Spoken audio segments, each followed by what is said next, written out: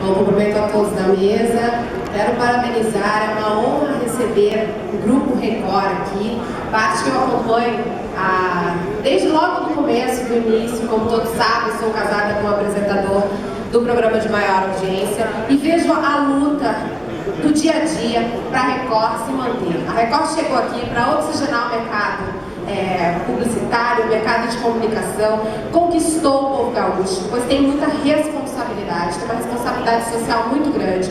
O povo do gaúcho é muito grato, eu sou muito grata por também fazer parte, acompanhar esse crescimento e esse processo todo do grupo. Trabalhei na Rádio Guaíba, uma empresa assim fantástica.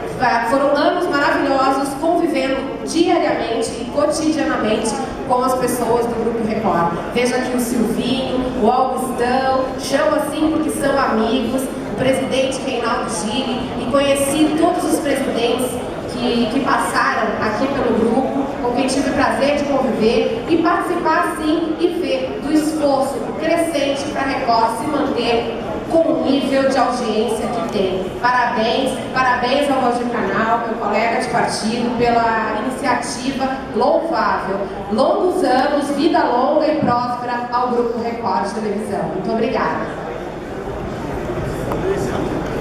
Vereador.